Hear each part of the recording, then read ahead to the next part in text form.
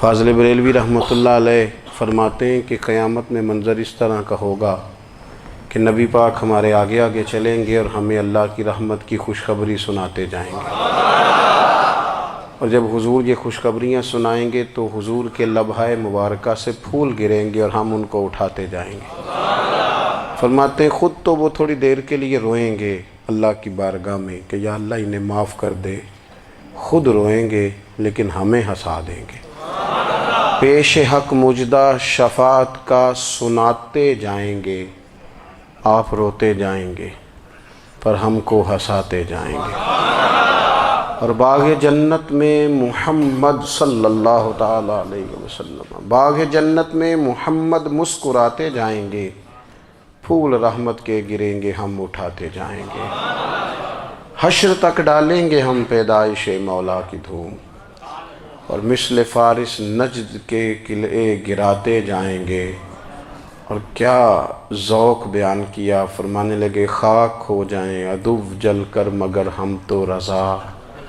دم میں جب تک دم ہے ذکر ان کا سناتے جائیں گے۔ جب تک سانسوں کی ڈوری چل رہی ہے، دم میں جب تک دم ہے ذکر ان کا سناتے جائیں گے۔ اللہ تبارک و تعالیٰ نے نا ہمارے محبوب کریم علیہ السلام کو دنیا میں بھیجا تو فرمایا یا ایھا الناس قد جاءکم برہان من ربکم، اے لوگو تمہارے پاس تمہارے رب کی دلیل آ گئی ہے۔ اللہ تبارک و تعالیٰ نے محبوب پاک علیہ السلام کو سراپا دلیل بنا کے بھیجا۔ باقی انبیاء کرام علیہم السلام کے پاس بھی اپنی نبوت کے دلائل کے طور پر بے شمار معجزات تھے، اور حضور کریم علیہ السلام کے تو پورے وجود کو ہی اللہ نے معجزہ بنایا ہے۔ اور نبی پاک صلی اللہ تعالیٰ علیہ وآلہ وسلم کی نبوت کی دلیلیں، حضور کے رسالت کے مستحکم دلائل جگہ جگہ آپ کو ملیں گے۔ سب سے پہلی چیز تو یہ سمجھنے والی ہے کہ نبی پاک علیہ السلام نے جس چیز کو سب سے پہلے اپنی نبوت کی دلیل کے طور پر بیان فرمایا وہ حضور کا کردار ہے، سیرت ہے، عمل ہے، حضور کا لوگوں کے ساتھ رویہ ہے۔ نبی پاک علیہ السلام کی تبلیغ کے 3 دور ہیں۔ ایک تو حضور نے اپنے قول سے تبلیغ فرمائی ہے، وہ 40 سال کی عمر سے محبوب نے اعلان فرمایا اور تبلیغ کی۔ اور ایک نبی پاک صلی اللہ تعالیٰ علیہ وسلم بالواسطہ حضور کی تبلیغ ہے جو آج تک جاری ہے۔ امت کے علماء، مشائخ، مبلغین حضور کے دین کو آگے پھیلا رہے ہیں، تو دراصل یہ بھی تبلیغ رسول پاک علیہ السلام ہی کی تبلیغ۔ اور ایک حضور کی تبلیغ کا دور ہے، حضور کی پیدائش سے لے کر ولادت مبارکہ سے لے کر حضور علیہ السلام کے اعلان نبوت تک۔ اس دوران نبی پاک نے جو تبلیغ فرمائی ہے وہ اپنے کردار سے فرمائی ہے۔ عرب کا وہ معاشرہ جو بڑا میلا کچیلا گدلا ہو چکا تھا، جس کے اندر سراسر مادہ پرستی کا زور تھا، جس کے اندر لوگ انسانوں کی خرید و فروخت کرتے تھے، جس کے اندر بیٹیوں کو زندہ دفن کر دیتے تھے، جس کے اندر جو آدمی جتنا زیادہ مضبوط ہوتا تھا اتنا زیادہ لٹیرا بن جاتا تھا، اس معاشرے کے اندر رسول کریم علیہ السلام نے 40 سال گزارے، اور اس طرح گزارے کہ جو بیگانے بھی تھے وہ بھی کہا کرتے تھے یہ صادق ہیں، یہ امین ہیں۔ اور جب حضور نے اعلان نبوت کیا تو فرمایا، یہ قرآن مجید کے لفظ ہے، فرمایا فَقَدْ لَبِثْتُ فِيكُمْ عُمَرًا مِّن قَبْلِهِ أَفَلَا تَعْقِلُونَ، میں تمہارے بیچ عمر کا ایک حصہ گزار چکا ہوں، تمہیں عقل نہیں ہے، شعور نہیں ہے۔ نبی کریم علیہ السلام نے اپنے کردار کو، اپنے عمل کو اپنی نبوت کی دلیل کے طور پر بیان فرمایا۔ وہ تو حضرت حلیمہ بھی فرماتی ہیں نا، جب میں نبی کریم علیہ السلام کو اپنے گھر لے گئی تو میرا اپنا بچہ بھی دودھ پیتا تھا، 2 میرے بیٹے ہو گئے، ایک میری یہ نسبی اولاد اور حضور میری رضائی اولاد۔ تو کہتی ہیں جب میں کریم محبوب علیہ السلام کو اپنے سینے سے لگاتی تھی تو حضور میرے ایک پستان سے دودھ پیتے تھے اور دوسرا اپنے بھائی کے لیے چھوڑ دیا کرتے تھے۔ یہاں سے رسول کریم علیہ السلام نے کردار کے ذریعے تبلیغ، اور پھر اعلان نبوت سے پہلے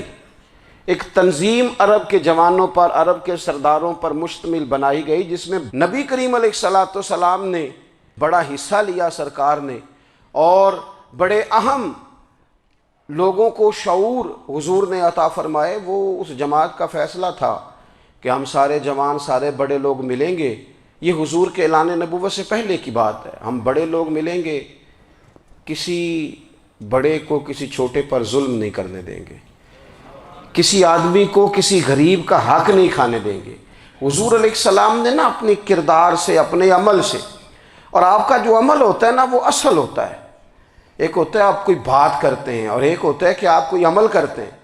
آپ جب عمل کرتے ہیں تو عمل کے ذریعے بھی لوگوں تک بات پہنچتی ہے کہ دراصل آپ کا اٹھنا بیٹھنا چلنا پھرنا کیا ہے۔ میرے رسول کریم علیہ الصلاۃ والسلام کا اٹھنا بھی ایک نبی کا، بیٹھنا بھی ایک نبی کا، بات کرنا بھی ایک نبی کا، معاملات زندگی کرنا بھی ایک نبی کا، لین دین کرنا بھی ایک نبی کا۔ ایک شخص کہتے ہیں میں نے اعلان نبوت سے پہلے حضور علیہ السلام سے کوئی چیز خریدی تھی اور میں نے عرض کیا تھا آپ یہاں تشریف رکھیں، میں پیسے لے کے آتا ہوں، میں 3 دن کے بعد آیا۔ دیکھو یہ بات کرنی کتنی آسان ہے، بولنی کتنی آسان ہے، پر 3 دن یہاں میرے بھائی کو کسی شخص کو 2 گھنٹے انتظار کرنا پڑ جائے تو لوگ کہتے ہیں الانتظار اشد من القتل، یہ تو قتل سے زیادہ تکلیف والا معاملہ ہے منتظر رہنا کسی کا۔ کہتے 3 دن کے بعد میں آیا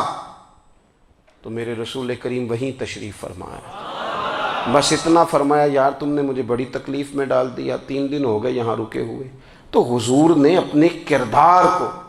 اپنے عمل کو، اپنے معاملات کو سب سے پہلے اپنی نبوت کی دلیل کے طور پر پیش کیا۔ کسی نے کیا خوب کہا تھا کہ جو تیری جان کے دشمن ہیں وہ بھی کہتے ہیں،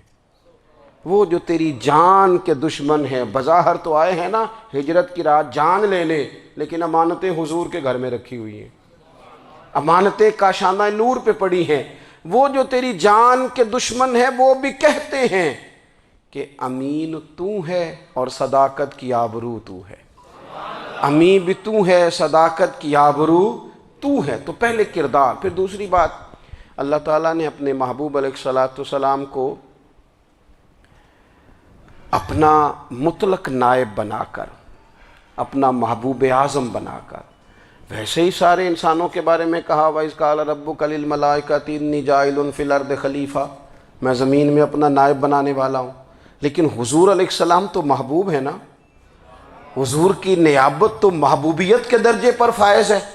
تو رسول پاک کو رب کریم نے اس طرح کا بنا کے بھیجا کہ حضرت عبداللہ ابن رواحہ رضی اللہ تعالیٰ عنہ بیان فرماتے ہیں کہ اگر حضور کوئی معجزہ نہ بھی دکھاتے، نبی کریم علیہ السلام سے کوئی اعجاز لوگ نہ بھی دیکھتے، تو محبوب کا تو چہرہ ہی اس طرح کا تھا، لوگوں نے دیکھتے جانا تھا اور کلمہ پڑھتے جانا تھا۔